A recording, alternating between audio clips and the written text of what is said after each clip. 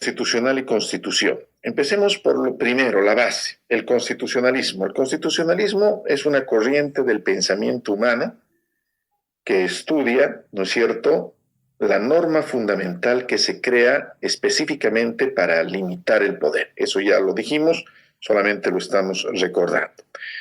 El constitucionalismo crea el derecho constitucional. El derecho constitucional es la expresión académica, científica, diríamos filosófica, epistemológica de lo que es el constitucionalismo. Si el constitucionalismo es una corriente, es una tendencia del pensamiento, es una corriente del quehacer jurídico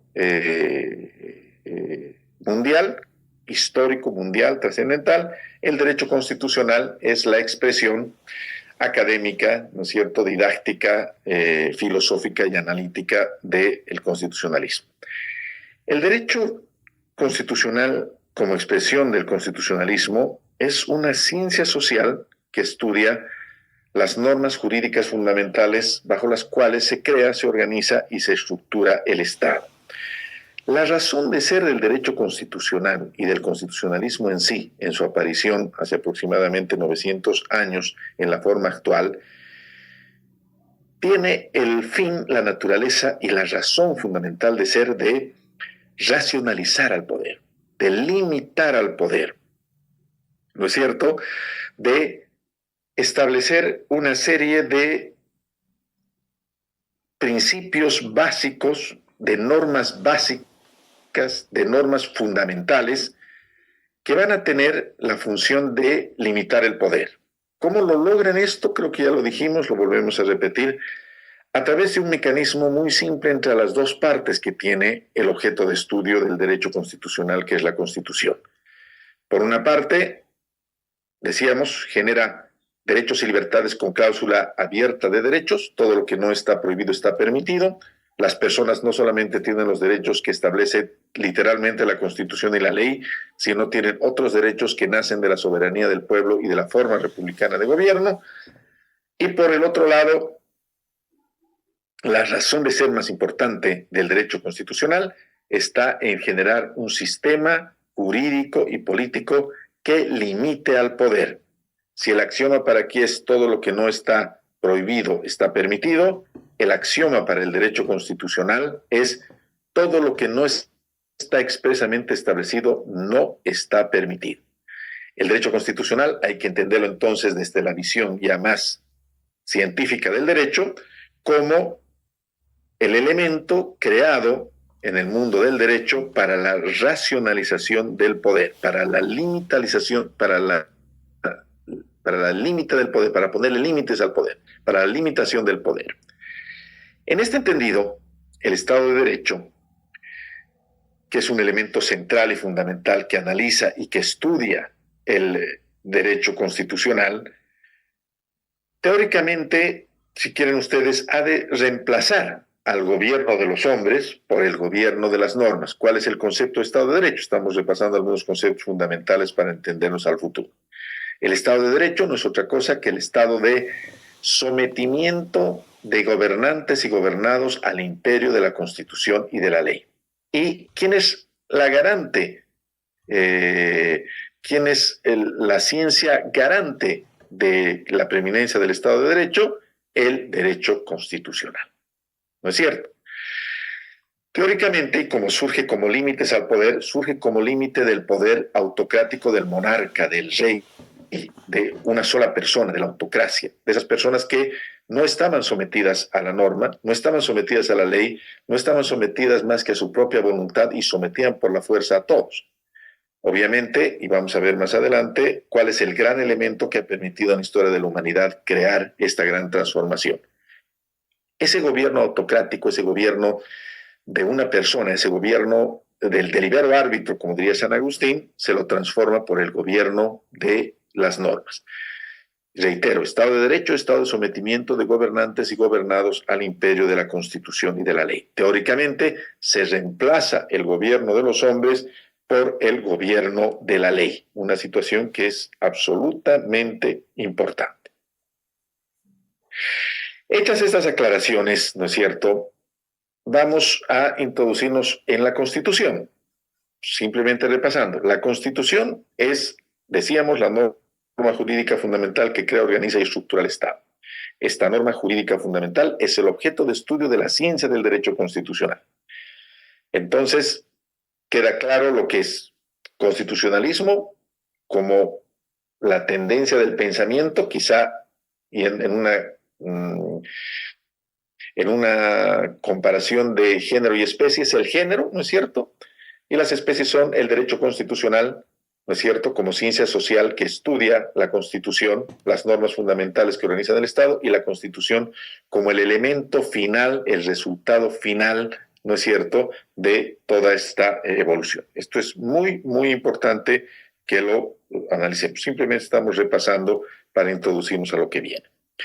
Segundo elemento que me interesa repasarlo con ustedes, el derecho natural y el derecho positivo. El derecho natural, ¿no es cierto?, esa concepción de que existen determinados principios, valores y elementos centrales que le permiten, ¿no es cierto?, al ser humano entender una superposición de elementos positivos favorables que los tiene en base a su intelecto, en base a su pensamiento, en base a su racionalidad, y que le permite generalmente aceptar que son elementos que deben ser íntegramente y abiertamente protegidos por absolutamente todos y que todos deben ser sometidos a ellos, ha sido el elemento central que ha tenido una gran preeminencia, ¿no es cierto?, para la creación del derecho constitucional.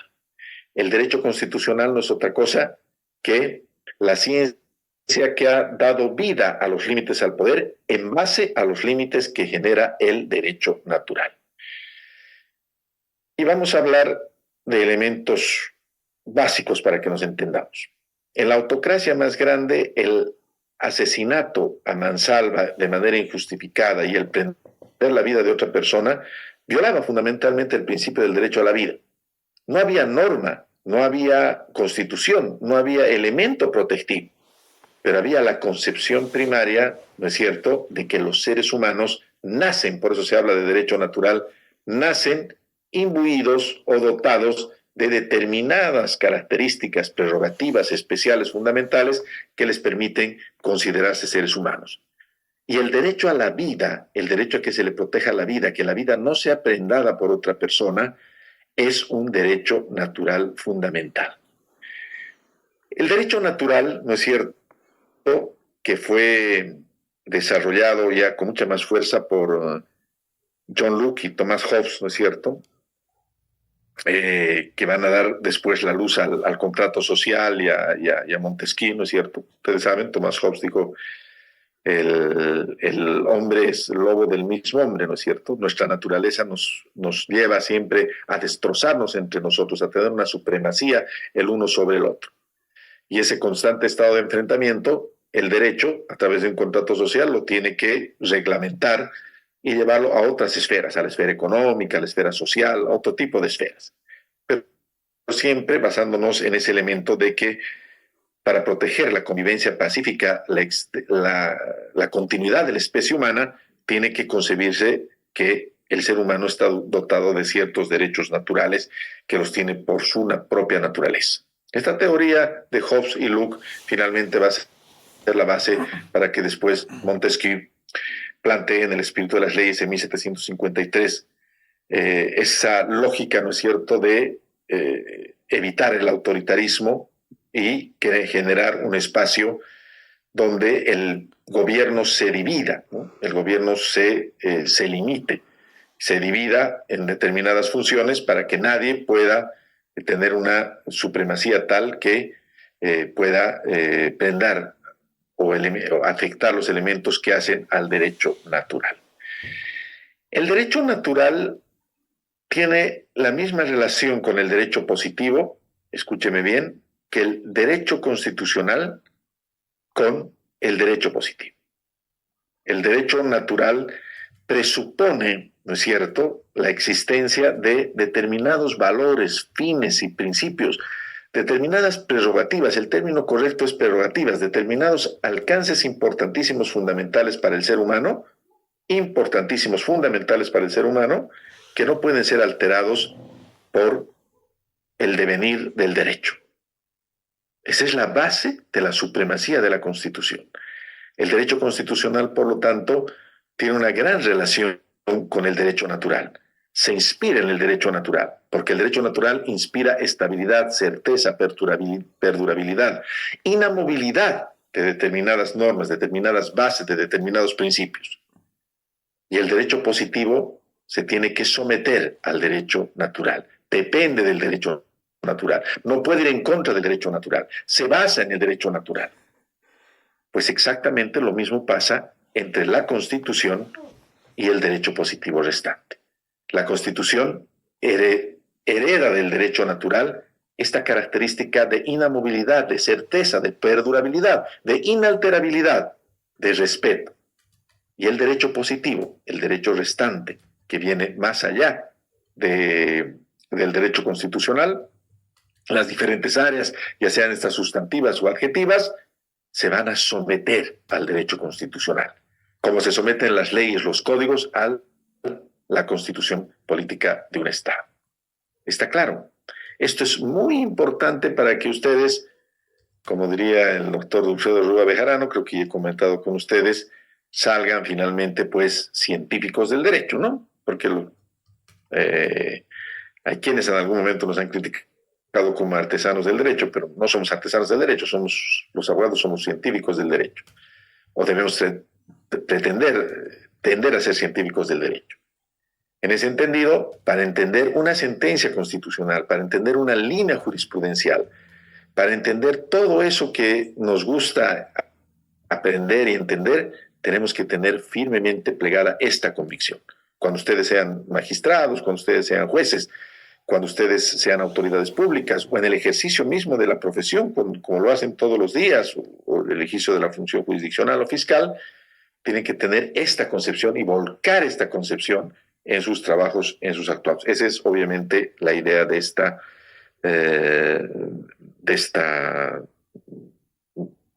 maestría, ¿no es cierto?, del nivel de la maestría. El derecho natural y el derecho positivo marca la diferencia, la misma diferencia que existe entre constitución política y ley ordinaria.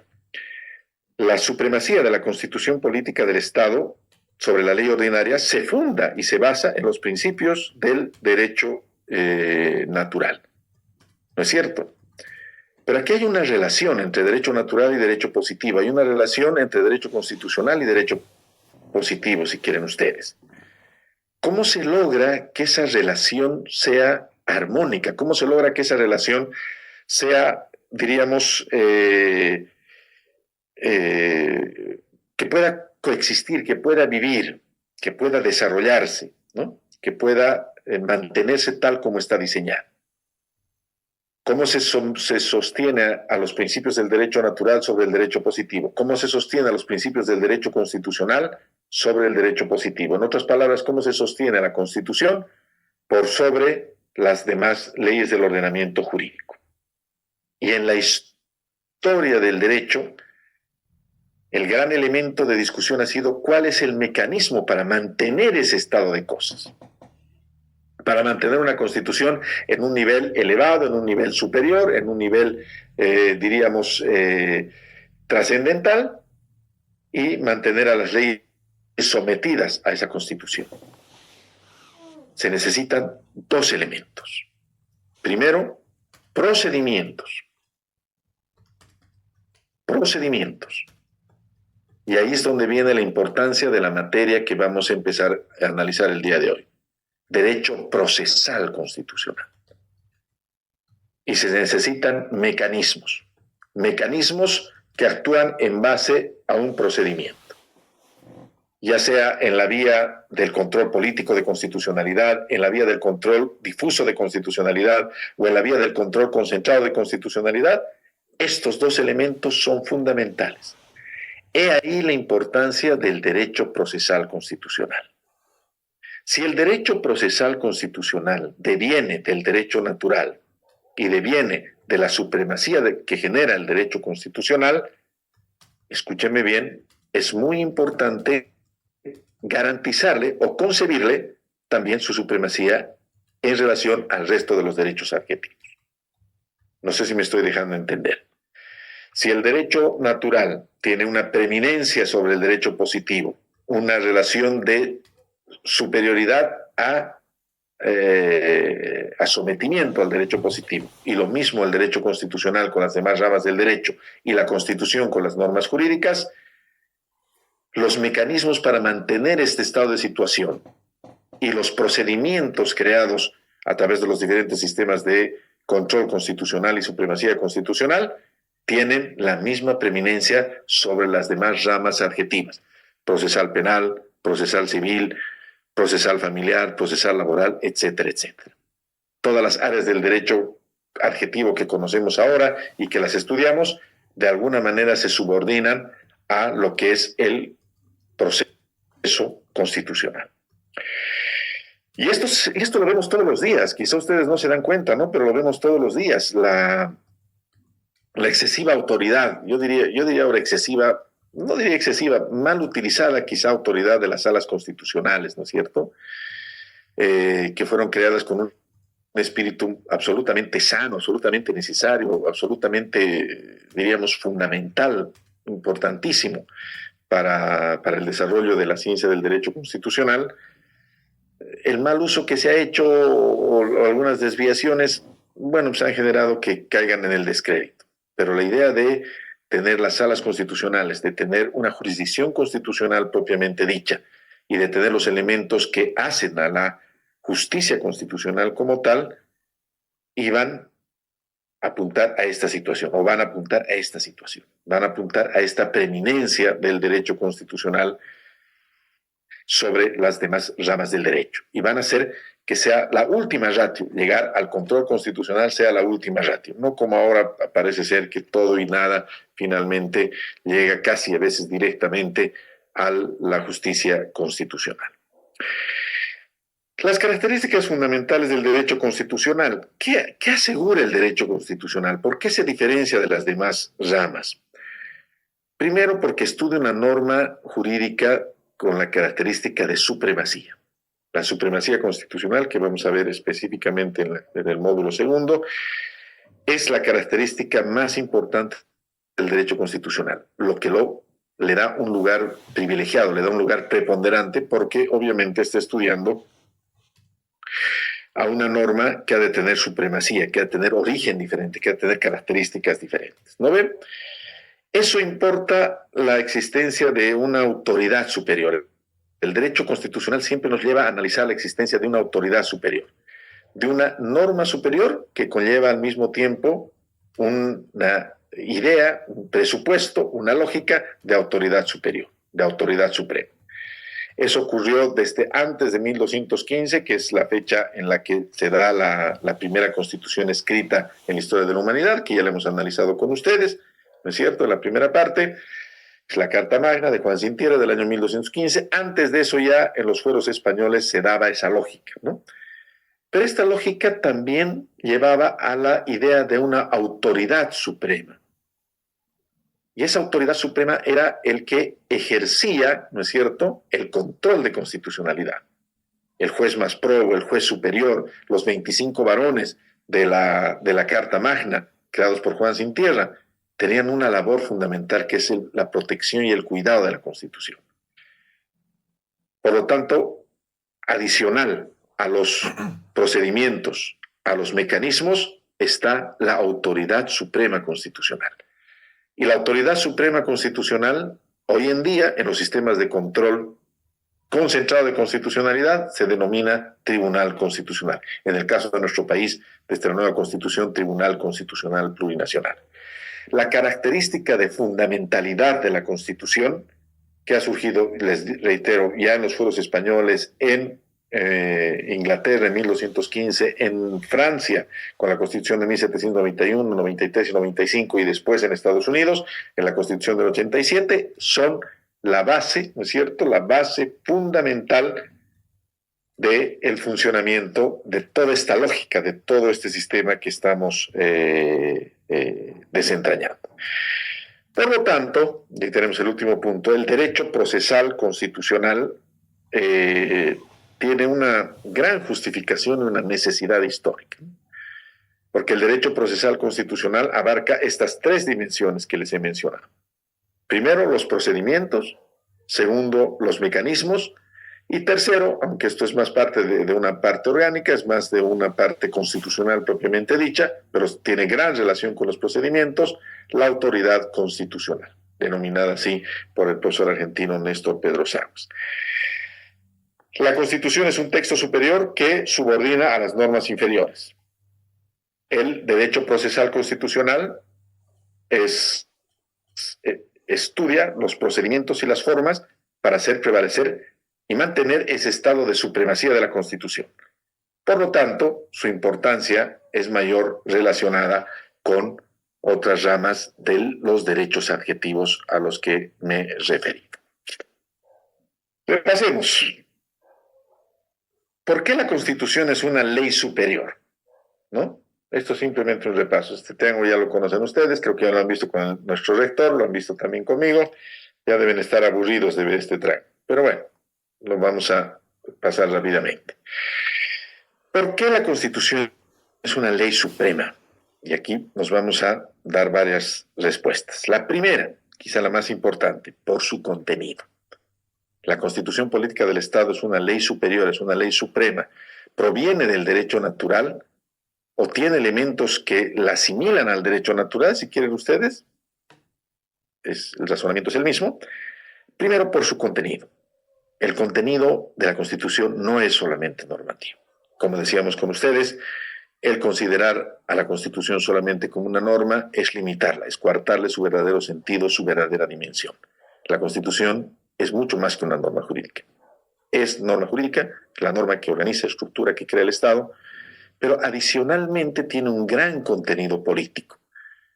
Expresa un hecho o un pacto político que se da en el elemento, en el hecho fundante de un Estado, en el hecho fundante de una nación. Hemos visto con ustedes, solamente estamos repasando, hay estados que surgen de un hecho político, del quebrantamiento total de la estructura de una sociedad y el surgimiento de otro Estado. Pero hay estados que surgen de un pacto político, de un acuerdo, como fue en la Carta Magna, como fue la Constitución boliviana, que hemos analizado con ustedes, la actual Constitución. Fue fruto de un pacto, de un acuerdo que se dio el año 2008. No voy a referirme a eso porque ya hemos avanzado con mucho detalle con ustedes. Esta expresión de hecho pacto político es lo que le da la fuerza que le genera el derecho natural. Es la fuerza que le da a la Constitución para asemejarse a un elemento, un principio, una base del derecho natural. No tanto su contenido jurídico. Su contenido jurídico es más el desarrollo, es más el estilo, es más la técnica, es más lo accesorio del hecho político fundante, de la Constitución fundante. Por eso las corrientes constitucionales son tan importantes. El constitucionalismo liberal tiene una serie de elementos fundantes que son desarrollados en un sistema de normas en la Constitución y que son desarrollados mucho más adelante en toda la lógica de un Estado liberal. En un Estado social, lo mismo, y en un Estado socialista, lo mismo. Nosotros en Bolivia hemos creado, de alguna manera, una corriente constitucional. El constitucionalismo plurinacional. Yo he estado en un congreso hace un par de semanas, exactamente hace 2 semanas, un día como hoy, estaba en mi universidad, en la Universidad de Valencia, en España, hablando justamente del aporte de la corriente constitucional del Estado plurinacional, de la corriente plurinacional del Estado, a la conservación del medio ambiente, en un congreso especializado en la gobernanza constitucional ecológica, en el mundo entero y particularmente en Europa. Y nuestra Constitución proviene de una corriente constitucional. Tiene un hecho fundante diferente, tiene un hecho fundante trascendental, que es una forma de organizar el Estado. El Estado plurinacional es una forma de concebir, de organizar y de estructurar el Estado, que se mantiene y se va a mantener más allá de los cambios coyunturales que pudieran haber, más allá de los cambios simbólicos que pudieran haber.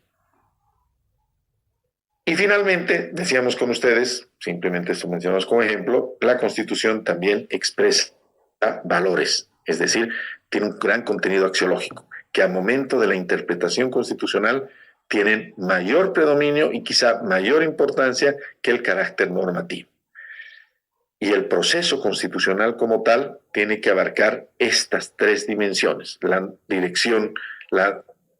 dimensión jurídica, la dimensión normativa, la dimensión política y la dimensión axiológica. ¿Está claro? ¿Cuál es el segundo elemento? ¿Por qué la Constitución es una ley superior? Nos estamos respondiendo a eso. Porque el origen de una Constitución está marcado, simplemente repasamos, han debido ustedes ya analizar harto sobre esto, pero necesito tenerlos frescos para lo que va a venir más adelante. ¿Por qué la Constitución es una ley superior? Primero por su contenido y segundo por su origen. ¿Cuál es el origen de una Constitución? Un poder constituyente. El poder constituyente es un poder fáctico, es un hecho social y político, es un poder extraordinario, primigenio, todopoderoso, creador de la norma jurídica, creador del Estado mismo, que surgen determinadas condiciones, cuando se dan determinados elementos objetivos y subjetivos, dirían los condicionamientos objetivos y subjetivos, dirían los marxistas, nosotros un poco más en la corriente más contractualista, cuando las estructuras de una sociedad entran en una profunda crisis finalmente y no responde más y hay una fuerza emergente que pide cambios, lucha por esos cambios y consigue finalmente esos cambios en el plano fáctico de la realidad. Ese hecho político y social, ¿no es cierto?, que se denomina poder constituyente, que es un poder extraordinario, primigenio, ilimitado, ¿no es cierto?, muchas veces irracional, que surge en determinados momentos, ¿no es cierto?, y que adquiere solamente racionalidad cuando se convierte en orden constituido, es el que marca el origen de la Constitución. Quizá por eso, la premisa fundamental con la que hemos empezado esta cátedra tiene mayor asidero. Estamos hablando de las bases que hacen al derecho natural. El derecho natural, la supervivencia del hombre, la lucha por su propia estabilidad, crecimiento, su propio bienestar, son los elementos que ha de reconocer el derecho natural como tal. Y cuando se forma un poder constituyente, cuando emerge un poder constituyente, por supuesto emergen esos grandes elementos. El poder constituyente más adelante se convierte en poder constituido. ¿Constituido por quién? Constituido por el poder constituyente. Este poder constituyente, diríamos así, único en siglos, crea un poder constituido estable durante siglos. Y ese orden constituido se basa en una nueva constitución. El mecanismo que utiliza el poder constituyente para convertirse en poder constituido es un nuevo texto constitucional. Por eso es que el origen de la Constitución es una segunda explicación fundamental de por qué, ¿no es cierto?, la Constitución es una norma superior. El origen social de la Constitución no es un origen jurídico. Recapitulemos lo que dijimos. No hay una relación de imputación entre la Constitución y las demás normas. Si la relación de imputación tan predicada por el jurista Kelsen, ¿no es cierto?, que habla de una relación de dependencia de las normas inferiores a las superiores, finalmente se quiebra en la Constitución, porque la Constitución no depende de una norma superior, porque la Constitución no es creada por un procedimiento racional, porque la Constitución no responde, ¿no es cierto?, a una relación ajena o extraña a la relación de causa y efecto. Causas sociales generan efectos jurídicos. El origen social de la Constitución es quizá el punto más débil, decíamos con ustedes, más flaco de la teoría pura del Estado y del Derecho propiciada por Hans Kelsen. Tercer elemento, ¿por qué la Constitución es una ley superior? Tercera respuesta, porque siempre una Constitución ha de ser necesariamente una declaración de derechos. Y la explicación de esto proviene del derecho fundamental de que cuando se forma un poder constituyente no se forma por nada, se forma por la lucha de una sociedad, de un pueblo, de un Estado, de una nación, por transformaciones en su estructura o por la creación de un nuevo Estado. El origen de todos los Estados, ya lo hemos analizado con ustedes, absolutamente todos está marcado por esta situación. Y esa lucha es una lucha por derechos. La gente no se moviliza y lucha y se mueve por estar peor, se lucha por estar mejor, lucha por reivindicar derechos. Y así como la corriente del constitucionalismo liberal planteaba los derechos de primera generación, los derechos liberales, el derecho a la propiedad privada como eje articulador de una serie de derechos, Así como el constitucionalismo social plantea los derechos de segunda generación, antes llamados, ¿no es cierto?, los derechos sociales, aquellos que tienen como punto de inserción no a la persona en su individualidad, sino al grupo humano, los derechos de segunda y tercera generación. Así como cada corriente se funda en la lucha de un sector social por determinados derechos, cuando se da un poder constituyente triunfante y se convierte en poder constituido a través de la emisión de un texto constitucional, esos derechos han de estar siempre plasmados en esa Constitución. Siempre una Constitución ha de ser eternamente una declaración de derechos. Y los derechos, lo que en la doctrina constitucional se denomina la parte dogmática de la Constitución, es la parte más inamovible.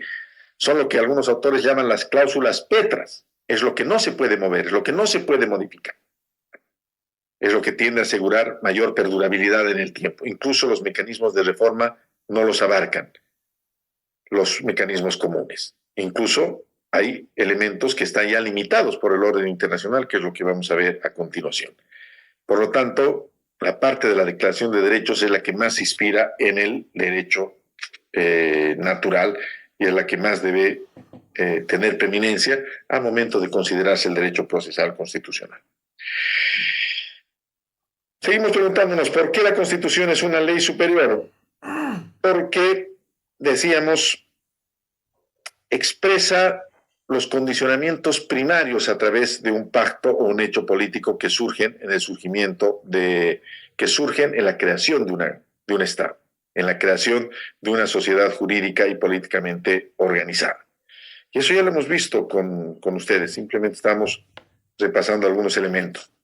Cuando la fuerza creadora de una constitución decide un modelo de Estado, ese modelo de Estado ha de perdurar más allá de los cambios que se planteen.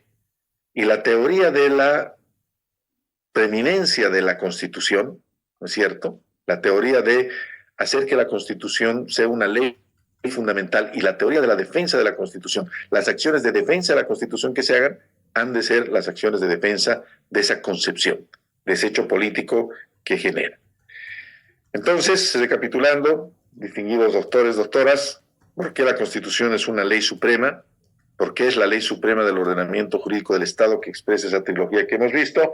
Primero, por su contenido; segundo, por su origen; tercero, por ser siempre una declaración de derechos; y cuarto, por ser la expresión primaria y más genuina de un pacto o un hecho político. Pero existe un quinto elemento que es, diríamos, una quinta razón, ¿no es cierto?, ¿no? Una quinta respuesta a por qué la Constitución es una ley suprema, es la ley suprema del ordenamiento jurídico. Porque la Constitución, doctores, doctoras, es la fuente o la razón de validez de todo el derecho restante. Hemos visto ya con ustedes, el profesor Linares Quintana nos decía, cuando en una norma jurídica se establece la forma de crear otra norma jurídica, la primera se constituye en la razón de validez de la segunda. La primera se constituye en una especie de norma madre. Y la existencia de una constitución, ¿no es cierto?, la existencia de una constitución nos permite, como decía Hans Kelsen, presumir a todo el sistema constitucional como un sistema de normas válido. Nos permite suponer, es la hipótesis necesaria, nos decía, la Constitución es la hipótesis necesaria para conceptualizar al Estado como un sistema de normas válido. Si no hay Constitución, no hay fuente o no hay razón de validez del derecho. Todos ustedes conocen el sistema de fuentes, y en el sistema de fuentes, estimados doctores, doctoras, ustedes saben que hay fuentes materiales, hay fuentes de conocimiento, hay fuentes doctrinales, pero también hay fuentes de validez. Y la fuente o la razón de validez de todo un ordenamiento jurídico es la Constitución. Quizá esta sea la quinta razón para justificar el por qué la Constitución es una ley superior, por qué la Constitución tiene un carácter supremo. Ahora bien, cerramos con una elemento importante que es fundamental para la introducción al derecho procesal constitucional. La evolución del derecho constitucional ha marcado que los derechos y libertades contenidos en los textos constitucionales, que representan a su vez a corrientes constitucionales, no solamente se queden, permanezcan en los textos constitucionales, sino que hay una corriente constante hacia la universalización de los derechos humanos. Ya no estamos hablando solamente de que un Estado reconoce ciertos derechos y otro no. Cada vez más, con más preeminencia para el mundo de la defensa de los derechos humanos, las fronteras solamente están en los mapas. Cada vez más, la integración de los sistemas de protección de los derechos humanos tienen mayor preeminencia en la vida jurídica interna de los estados. Por eso es de que, y esto es un elemento muy importante, al control de constitucionalidad que conocemos y que desarrollamos y que es la base del derecho procesal constitucional, es el objeto del derecho procesal constitucional, se le suma el control de convencionalidad. Porque los tratados internacionales en materia de derechos humanos tienen una lógica fundamental limitante para las constituciones. Me explico. Las constituciones políticas de los estados establecen derechos y libertades. Esos derechos y libertades tienen que ser, primero, acorde con los tratados internacionales en materia de derechos humanos suscritos por el Estado. Y aún los no suscritos por el Estado tienen preeminencia. Es muy difícil que el orden internacional acepte un Estado que, por ejemplo, empiece a aplicar la pena de muerte para todo y para nada. Así no sea signatario de los tratados internacionales de derechos humanos, por ejemplo, el Pacto de San José de Costa Rica, ese Estado no tendría la posibilidad de un reconocimiento internacional, no tendría la oportunidad de existir en el mundo del derecho. Se limita su existencia en el mundo del derecho. ¿Por qué? Porque los tratados internacionales en materia de derechos humanos limitan la capacidad soberana del Estado en cuanto a su legislación. Existe una preeminencia de los derechos humanos que ya no son propiedad de un Estado, que ya no son propiedad de una corriente constitucional, que son propiedad del derecho internacional de los derechos humanos, que es una rama fundamental de reciente expansión y que tiene una gran relación con el derecho procesal constitucional. El derecho internacional de los derechos humanos es la ciencia, parte del derecho internacional, que estudia a los derechos humanos desde el punto de vista de su aplicación general y obligatoria para diferentes estados. Por eso se llama Derecho Internacional de los Derechos Humanos. Contiene varias áreas, desde el derecho humanitario, que es la forma de legalizar los conflictos armados, la forma de establecer cómo se pueden matar los seres humanos en base a algún derecho, hasta la preeminencia de los derechos humanos en el orden interno de los determinados países. Y esto se complementa, ¿no es cierto? Se complementa ampliamente con la creación, y este es el último punto, de sistemas internacionales de protección de los derechos humanos. Así como existe, empecemos por el ámbito mundial, el Alto Comisionado de los Derechos Humanos de las Naciones Unidas, existe la Corte de Derechos Humanos Africana, existe en nuestro continente, en el continente americano, el Sistema Interamericano de Protección de Derechos Humanos, que conlleva la Comisión Interamericana de Derechos Humanos, creada hace 65 años, ¿no es cierto?, en el año 1959, y que conlleva la Corte Interamericana de Derechos Humanos, que empezó a trabajar en 1979. Ambas instituciones tienen como referente, como marco, diríamos, constitucional, un documento célebre, fundamental, al cual están sometidas todas las constituciones americanas en cuanto a sus declaraciones de derechos. Me refiero a la Convención Americana de Derechos Humanos, también conocida como Pacto de San José de Costa Rica del año 1969, 10 años después de que entrara en vigencia la Comisión, y que entró en vigencia recién, otros 10 años después, casi 10 años después, a finales de la década del 70, y que tiene una gran importancia.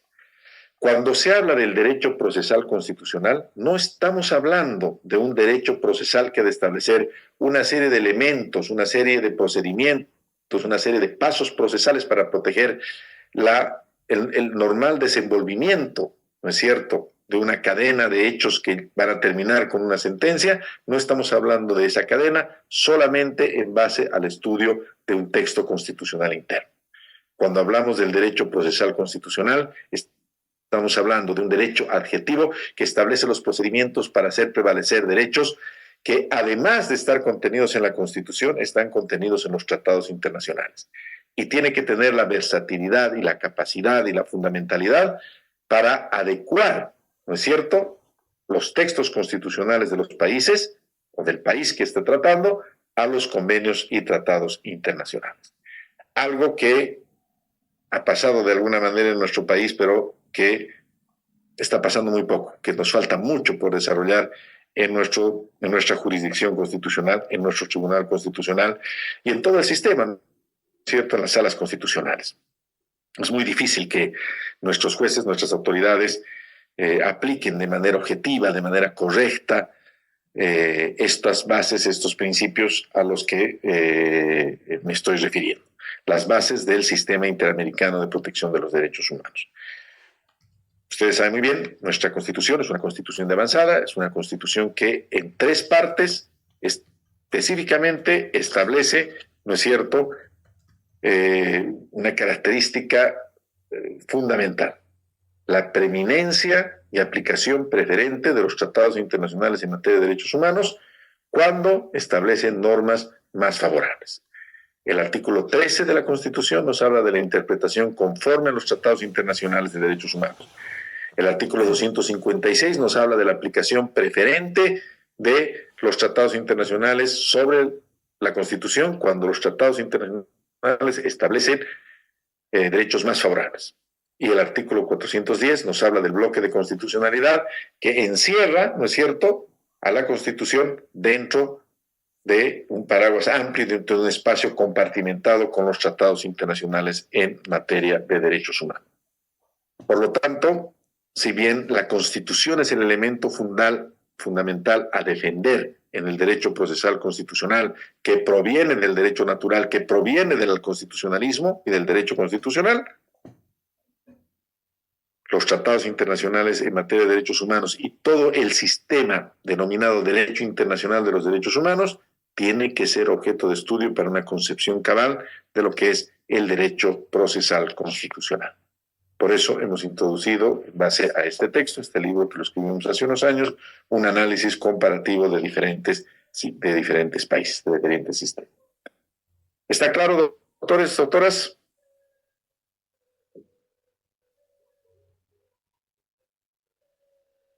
¿Alguna duda? ¿Alguna consulta?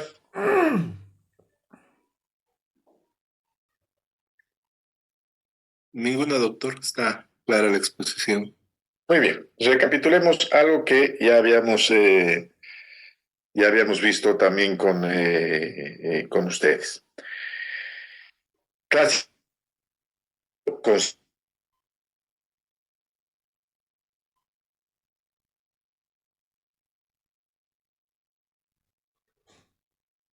si quieren ustedes, que está en medio entre el constitucionalismo y la Constitución, que es el elemento articular, que es la ciencia misma, ¿no es cierto?, derecho constitucional.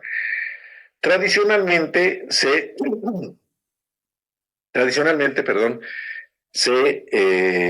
dividía o se clasificaba en 3 grandes grupos. Derecho constitucional general, reiteramos, las corrientes constitucionales son su objeto de estudio, las grandes corrientes constitucionales y los grandes sistemas constitucionales, constitucionalismo inglés, constitucionalismo francés, constitucionalismo norteamericano. Implica cada uno de ellos una corriente que ha alumbrado otros sistemas, pero más allá de ello, el constitucionalismo social, el constitucionalismo liberal, el constitucionalismo socialista. Es decir, las grandes bases, principios fundantes del derecho constitucional en general.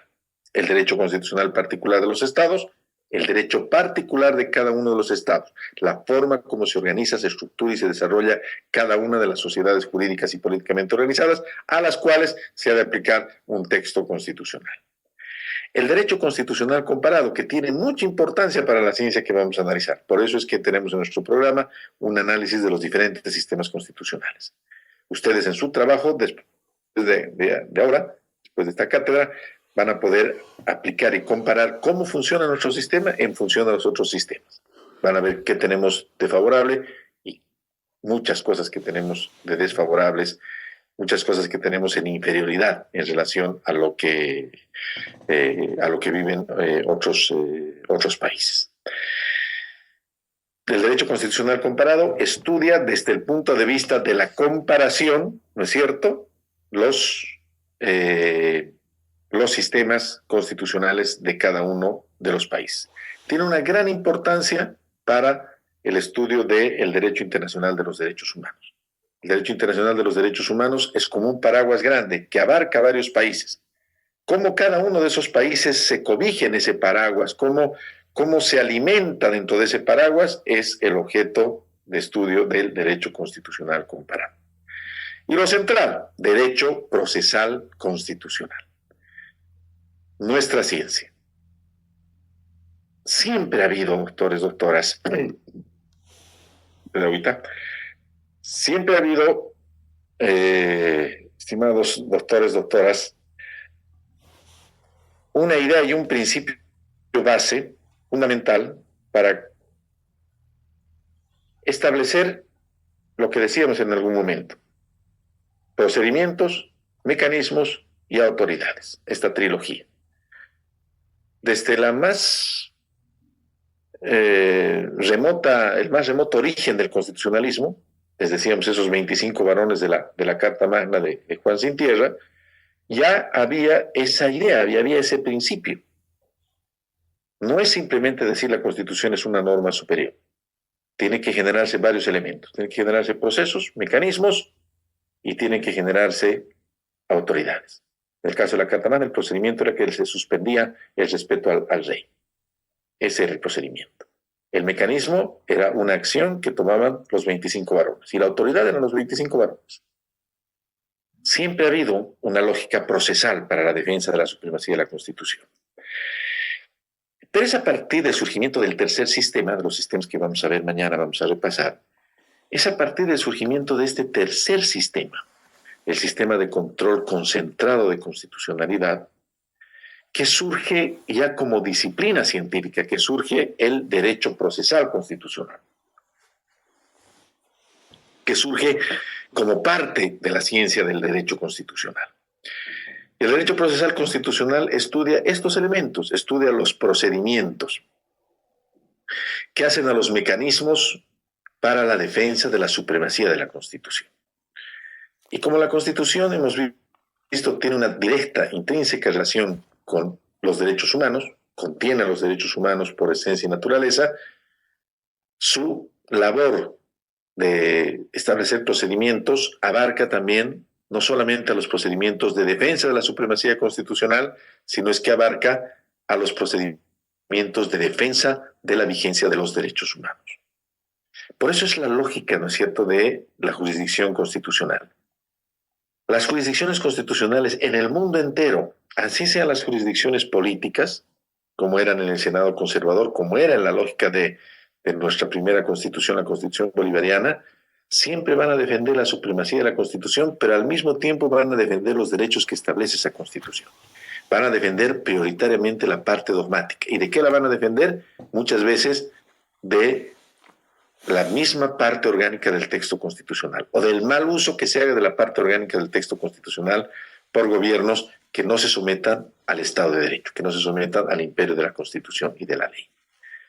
Por lo tanto, el encaje es este lugar. Su surgimiento surge a partir de la década de 1920, y hace 100 años, cuando el genio de Hans Kelsen crea la doctrina del control concentrado de constitucionalidad, diseñando el primer Tribunal de Garantías Constitucionales para Austria. Y finalmente, decíamos, el hecho de que las fronteras están cada vez más en los mapas en materia jurídica y que las personas viven en un mundo cada vez más integrado, ¿no es cierto? En Europa, el borde de una calle puede ser un país y el borde de la acera del frente puede ser otro país. Y cambian las normas constitucionales, cambian las normas civiles, cambian las normas de las instituciones que hacen a la vida de la gente. Como eso ocurre, ha sido necesario el surgimiento de un derecho, algunos lo categorizaban el derecho constitucional internacional, pero en realidad decir derecho constitucional internacional es un contrasentido, porque derecho constitucional es la materia por antonomasia del derecho público interno, es la base del derecho público interno. La Constitución teóricamente en el pasado expresaba la máxima soberanía del Estado, era la máxima expresión soberana del Estado. Por lo tanto, es contradictorio decir derecho constitucional internacional. Y lo que la doctrina le ha denominado es derecho constitucional de la integración. Hay una lógica constitucional de la integración. Ahora, por ejemplo, en Europa, el Congreso que estaba exactamente hace 2 semanas y les comentaba, analizaban la gobernanza constitucional ecológica europea. ¿Y cómo se logra esto? Si cada país tiene su constitución, Francia tiene su constitución, Alemania tiene su constitución, España tiene su constitución del 78, cada país tiene y defiende su constitución. ¿Cómo se genera esto, no? Se generan las bases fundamentales como el Pacto Verde Europeo, por ejemplo, que data del año 2019, que es una especie de constitución que va a ir a crear, ¿no es cierto?, las bases fundamentales que obligatoriamente todos los estados europeos van a tener que adquirir en materia de gobernanza ecológica, gobernanza constitucional ecológica europea. ¿Se dan cuenta?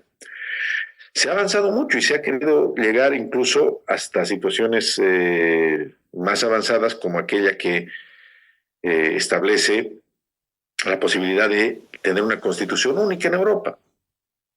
El tratado constitucional que fue rechazado por Francia, que fue rechazado por la gran mayoría de los países, que fue la causa que incluso un país como es el Reino Unido de Gran Bretaña e Irlanda del Norte finalmente terminara en el Brexit, terminara saliéndose de la Unión Europea.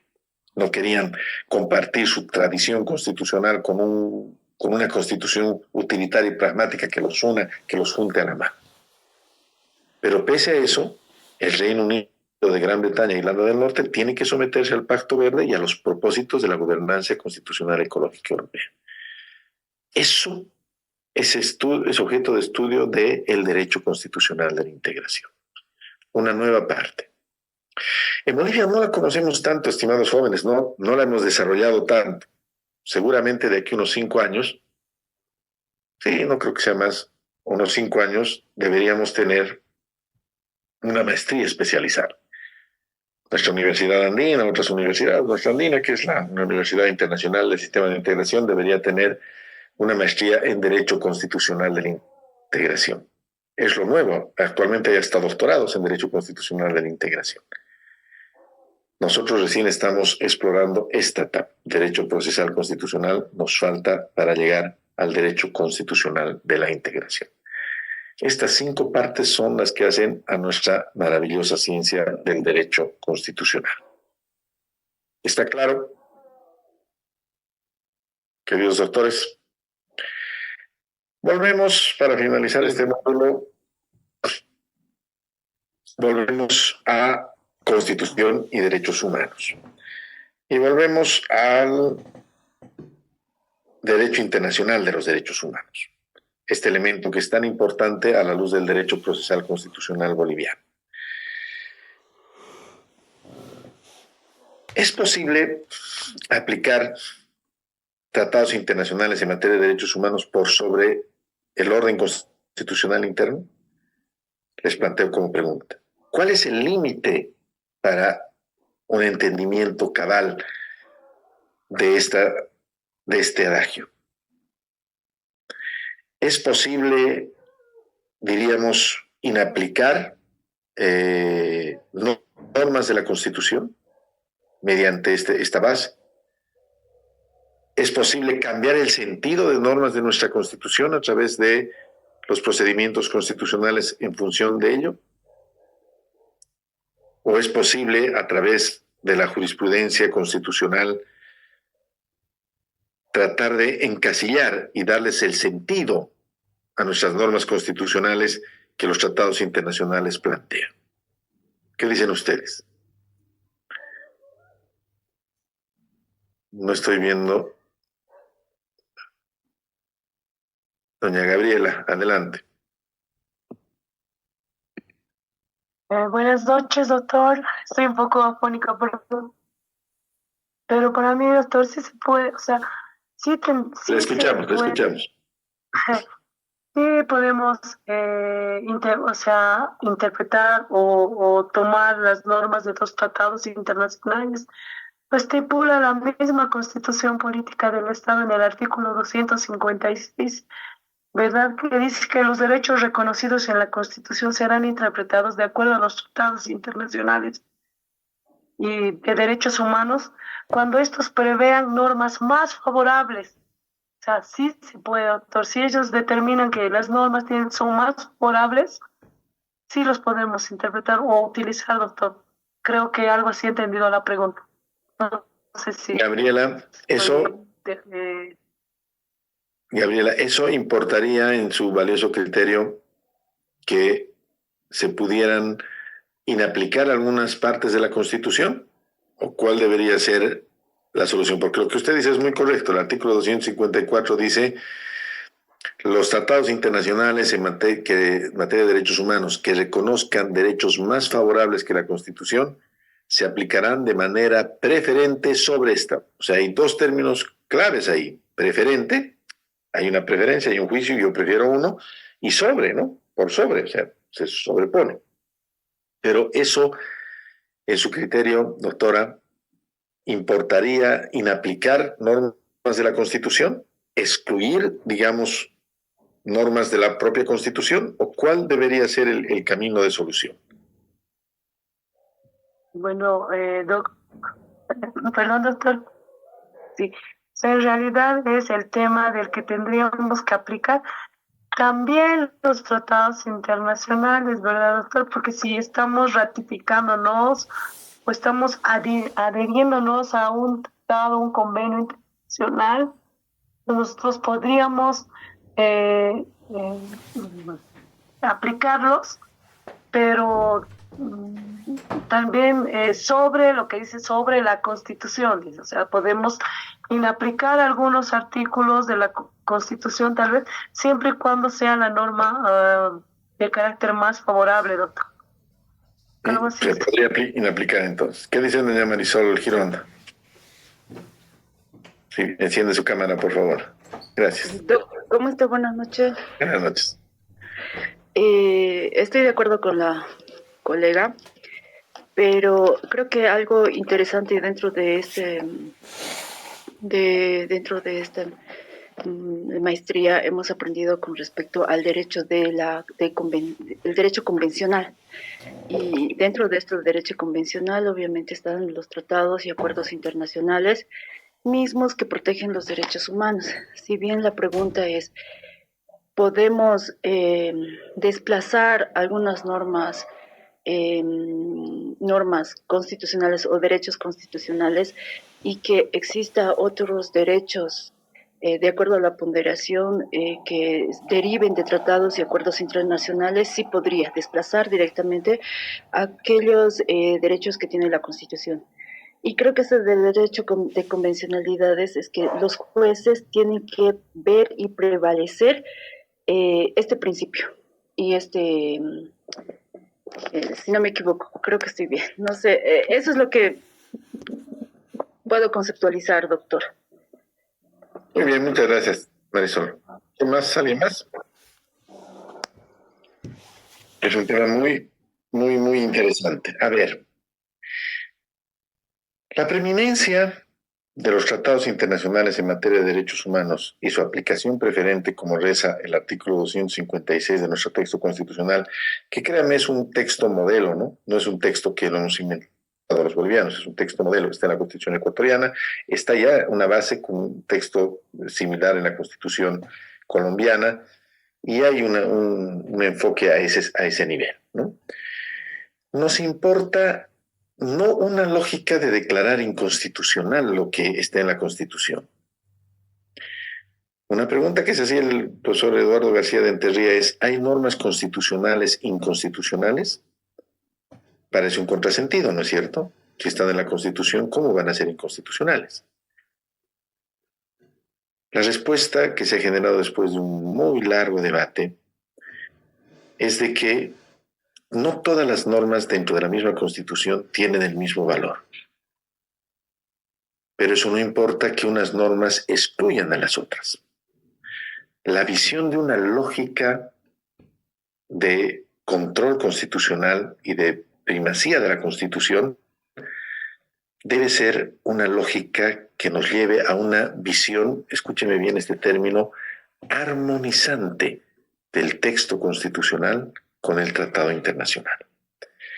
Y en eso, por eso me interesaba mucho hacer esa pregunta, y tanto Gabriela como Marisol tienen la respuesta.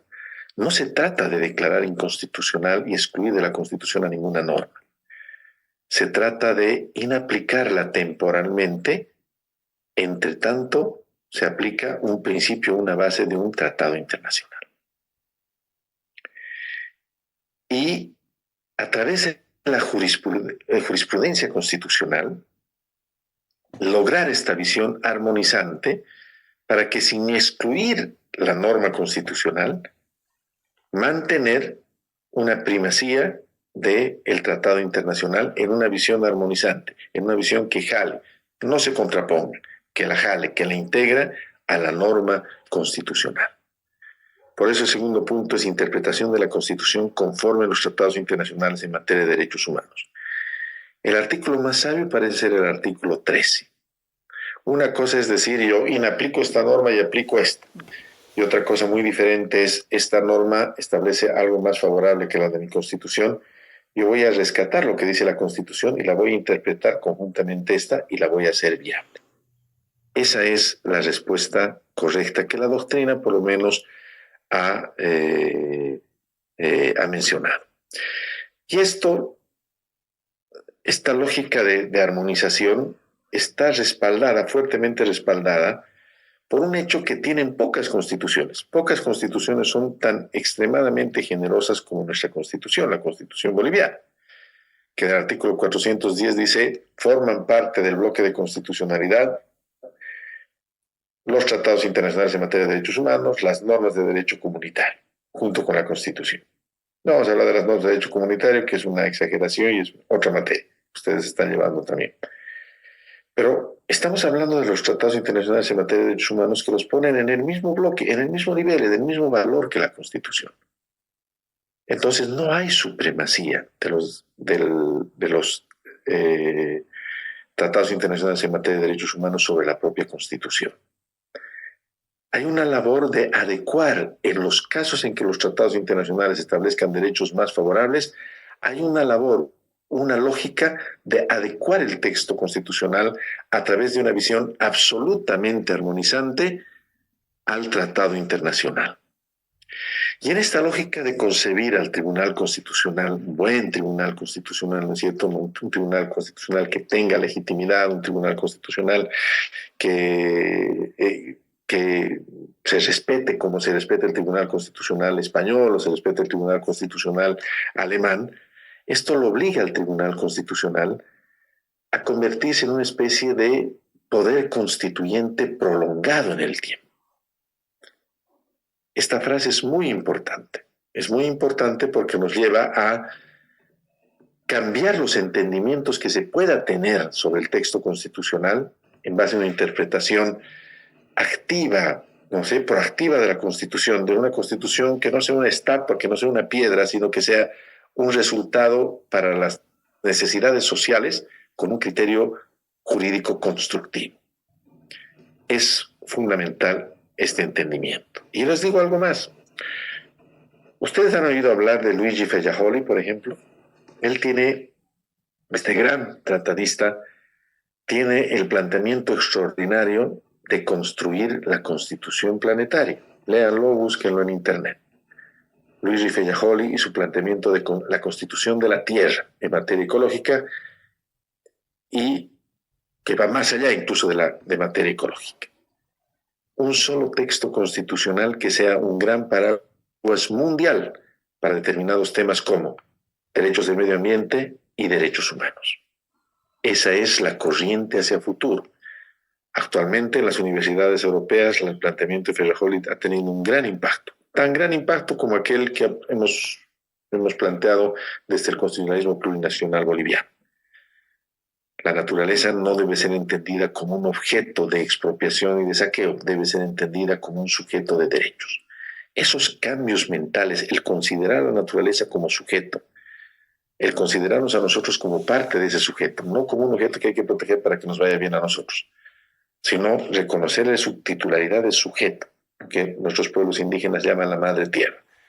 Tiene una gran preeminencia en las universidades europeas y en eso se basa la posibilidad de una constitución unificante, la constitución de la tierra. Todo esto nos lleva a entender que, en cuanto al proceso constitucional, la Constitución es solamente una parte, queridos doctores, doctoras. Es solamente uno de los elementos que tenemos que tomar en cuenta. El bagaje amplio, gigantesco, inmenso de tratados internacionales en materia de derechos humanos, el avance del derecho internacional de los derechos humanos y el avance del derecho internacional de la integración, que va más allá del derecho internacional de los derechos humanos, nos está marcando el sendero hacia donde va a evolucionar nuestra ciencia. La ciencia del derecho constitucional en su parte referida al derecho procesal constitucional.